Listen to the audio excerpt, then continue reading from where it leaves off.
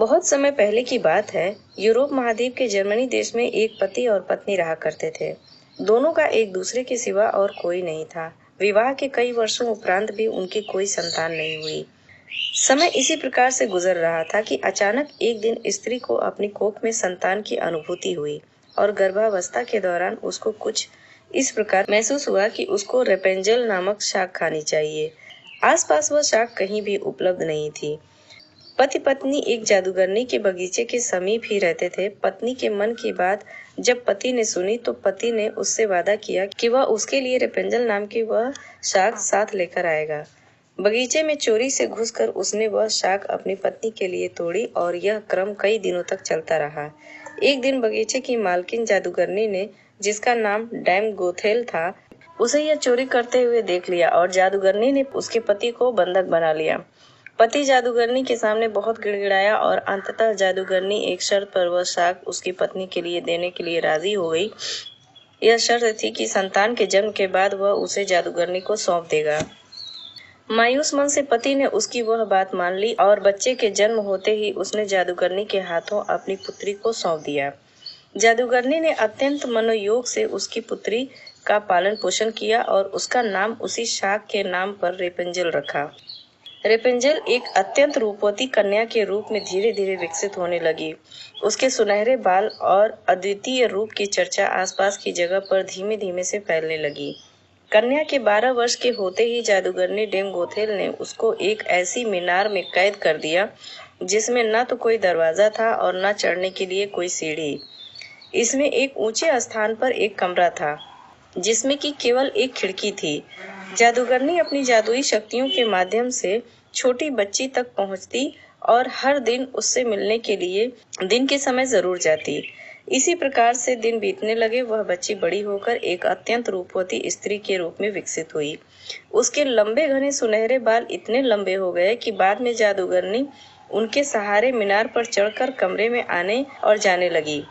ऐसा करते वक्त वह रेपेंजल को पुकारते हुए कहती, रेपेंजल अपने बाल गिराओ ताकि मैं तुम्हारे सुनहरे बालों पर चढ़कर ऊपर आ सकूं।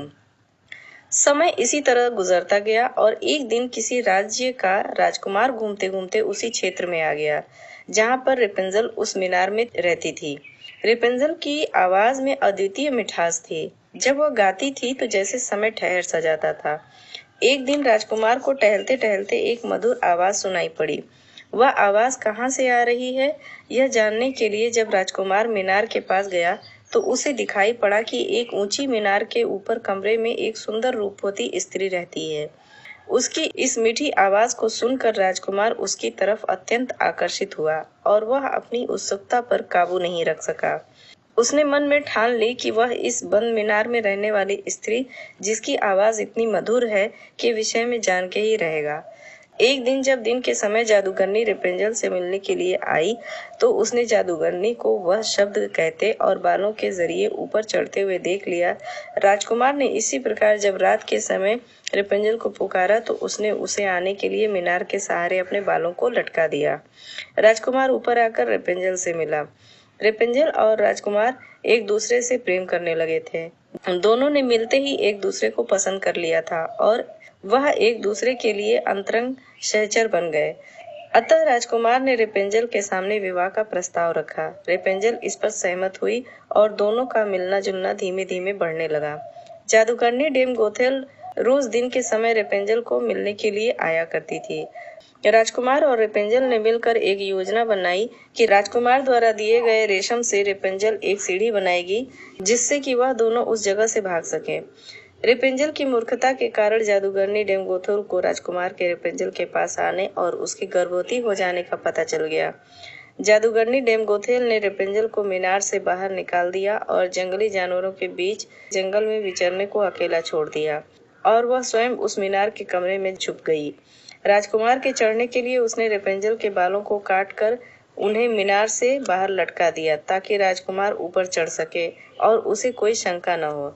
जब राजकुमार रेपेंजल से मिलने के लिए उस रात आया तो रेपेंजल की जगह जादूगरनी को पाकर वह भयभीत हो गया और मीनार से कूद पड़ा जिससे कि नीचे पड़े कांटों से उसकी दोनों आंखों की रोशनी चली गई।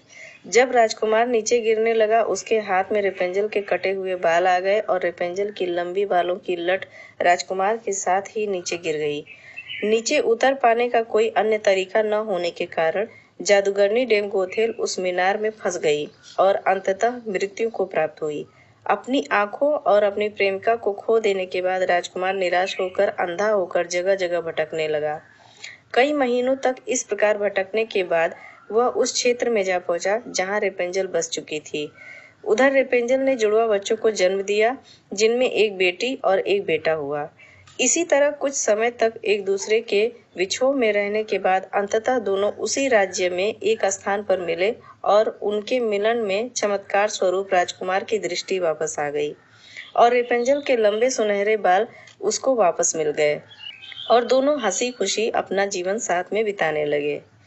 इस कहानी से हमें यह शिक्षा मिलती है कि बुरे का अंत बुरा ही होता है और विश्वास के सहारे एक दिन दुनिया में सब कुछ पाया जा सकता है।